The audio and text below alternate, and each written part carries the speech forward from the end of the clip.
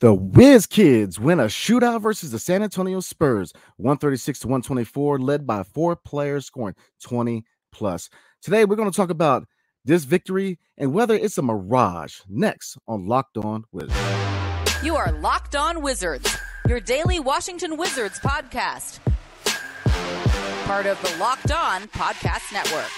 Your team every day.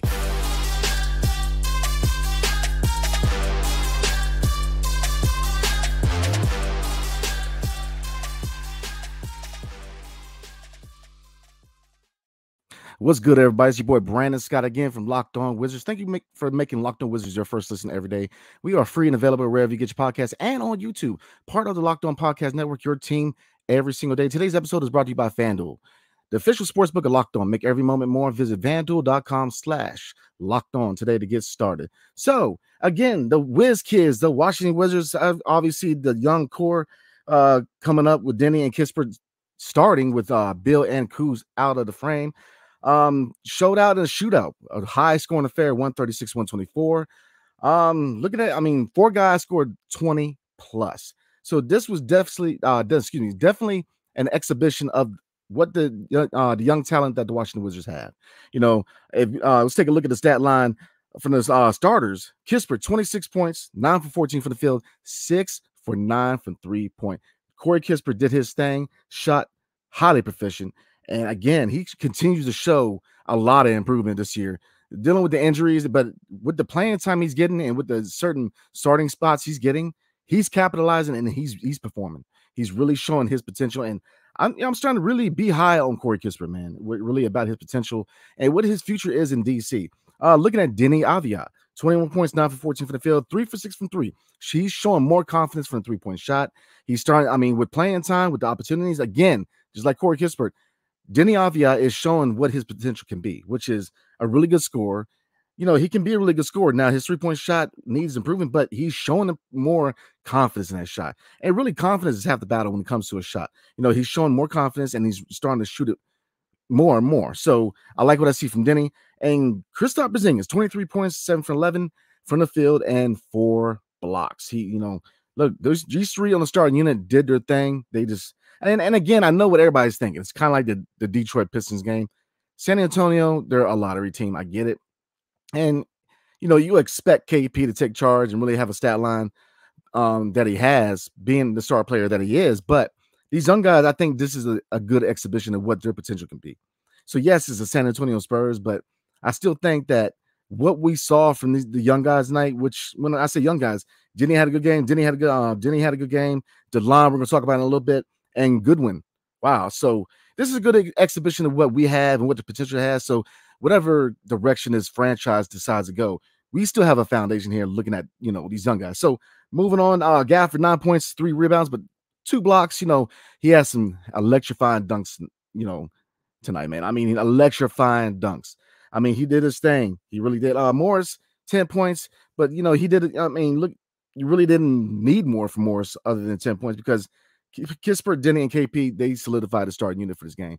So going to our bench unit, Delon Wright. Wow. Where do I even start about Delon Wright? Delon Wright, 24 points, 7 rebounds, shooting 9 for 14.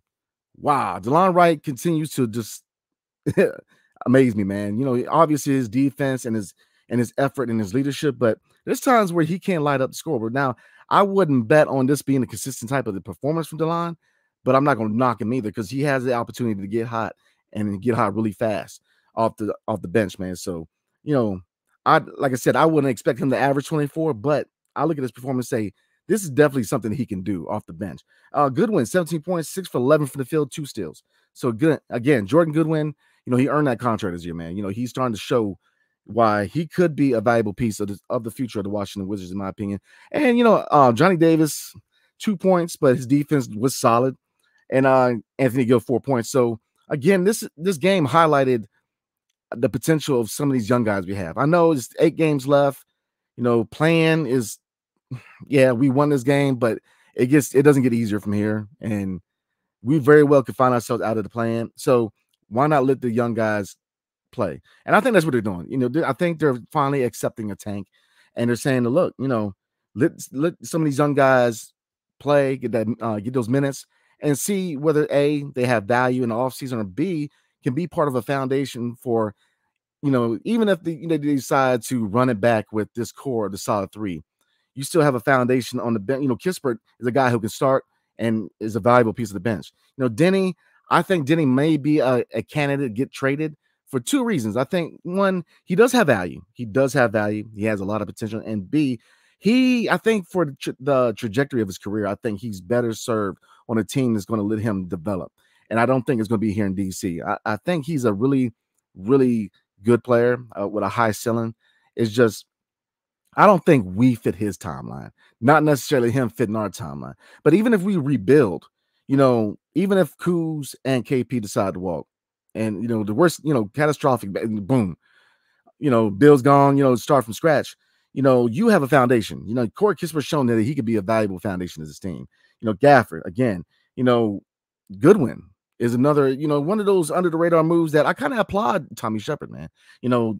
That was a good move. And Delon in the offseason, this was a really good signing for Tommy Shepard, because Delon Wright he's shown the ability to shoot the 3-point, defend at a high level, leadership. He's gritty. He's got the dog in him. So I think, I'm kind of 50-50 on Tommy. But anyways, getting back to the Spurs game, what was the biggest factor of us winning this game? Well, that's easy, man. Shooting. We shot 60% from the field, 50% from three. So easy. Shooting. We shot at a high efficient state, man. So this was a good game. But again, I don't think too much in it. And I'm not thinking that we had this miraculous turnaround, and because I really think we're in tank mode.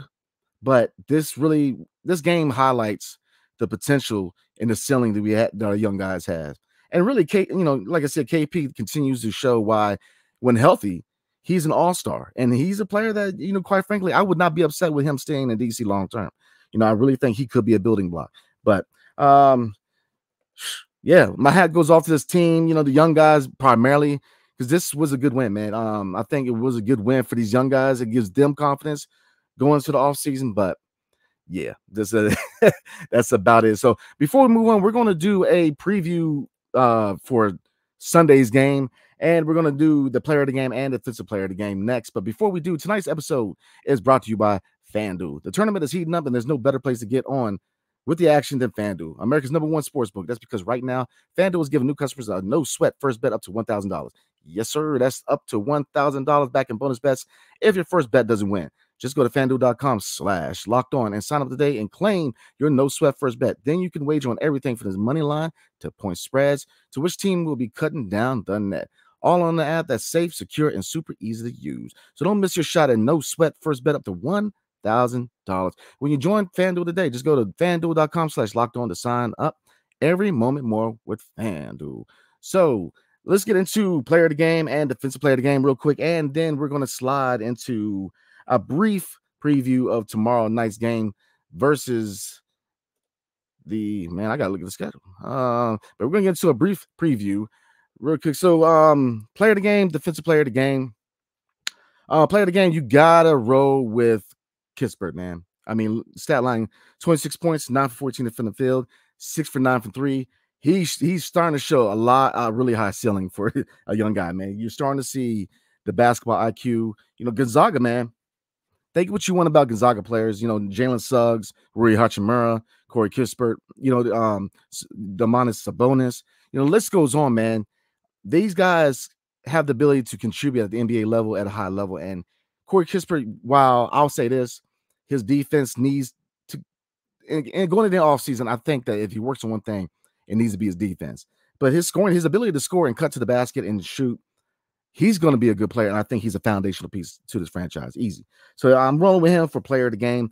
Again, 26 points, 9 for 14 from the field, and 6 for 9 from 3. Defensive player of the game, I'm rolling with KP, man. I believe the 4 blocks, I believe they could have did better in the paint, but Gafford and KP together, 6 blocks, 4 by KP. I'm gonna roll with him with the defensive player.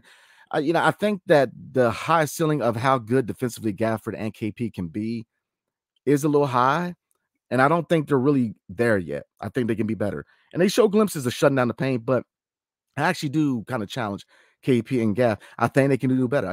I do think they can do better to solidify that defense in the paint. So we're going to slide into the preview for it, and it's gonna be a brief preview. Like I said, I believe that this team is in tank mode, man, and so I'm I could throw out the keys to victory that hypothetically I've had all year, but let's roll into it.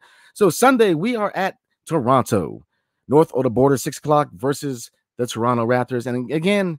The Toronto Raptors, man, they're a team that they're around our area. Looking at the standings now, currently the Toronto Raptors at 36 and 38 are in the 9th seed of the play-in. And currently the Washington Wizards are 33 and 41, 12th seed in the East. So they're ahead of us. And this would be a game that I would definitely say must win.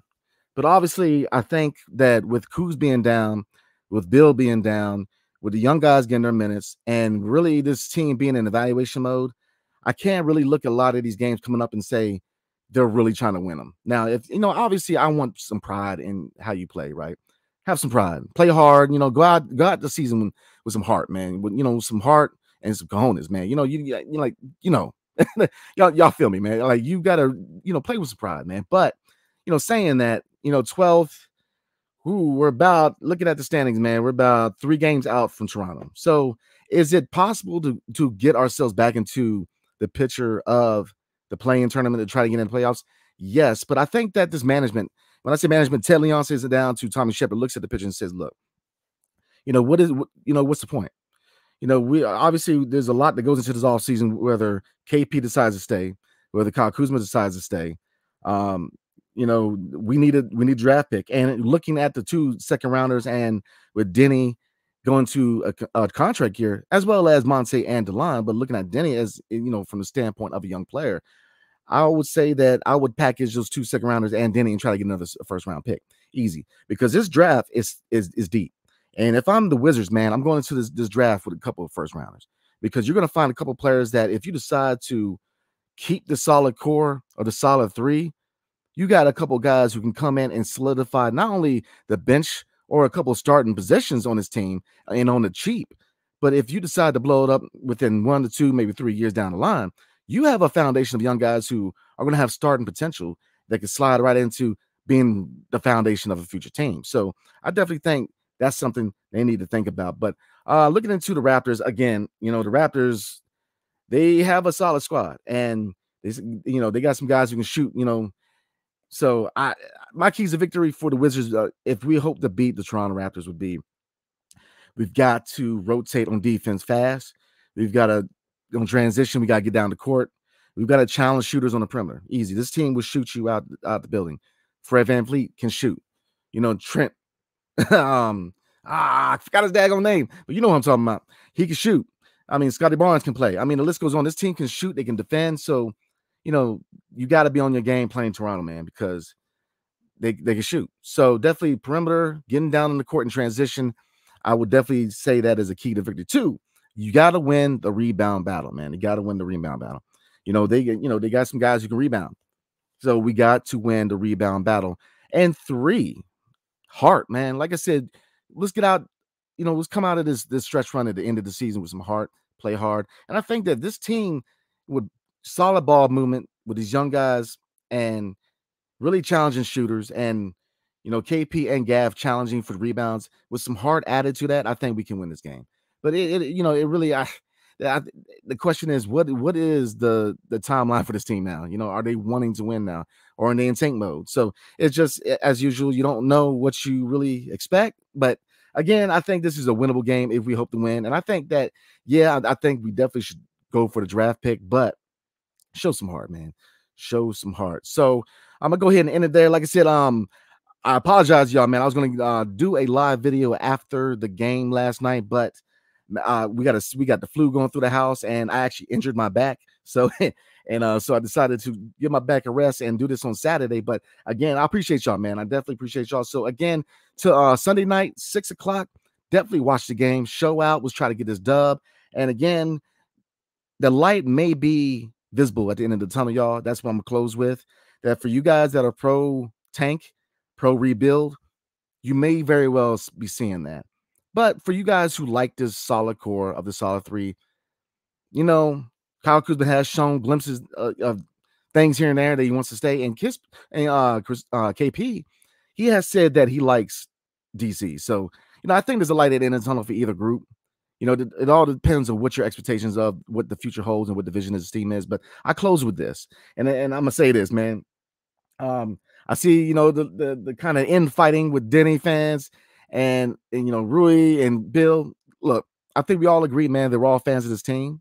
And like I said, I'm gonna close with this, but we're all fans of this team. And the cool thing about this team, man, is the diversity of this team. We got a player from Latvia, Israel. Like nobody's holding anybody back but that player. So in short, it's all love here, man, and let's try to come together as a fan base, because look, we're gonna need each other, man, because if we decide to rebuild, it's gonna be a long rebuild. So again, I appreciate y'all, man. I definitely appreciate y'all watching. Again, apologize for not doing it live after the game, but like I said, when your back is out, your back is out. So thank you for making Locked On Wizards your first listen today. Now make a second listen, game to game NBA, every moment, every top performance, every result. Locked On Game to Game covers every game from across the NBA with local analysis that only Locked On can deliver. Follow Game to Game on Locked On NBA, available on Odyssey app, YouTube, and wherever you get your podcast. So we are close to 3,000 subscribers on YouTube. So definitely like, subscribe, comment below, hit that notification button, so you can get notified when dope videos like this one comes out. So again, me and my dude, the Real Ed Oliver, we definitely check us out on Twitter and Instagram. We chop it up on game days and off days alike, especially off season and free agency and the draft. We are very, very active on our social media. And wherever you get your podcast, a 5-star review is much appreciated. So again, I hope everybody has a blessed and safe and warm weekend, because where I'm at is very cold. So again, I appreciate y'all, and peace.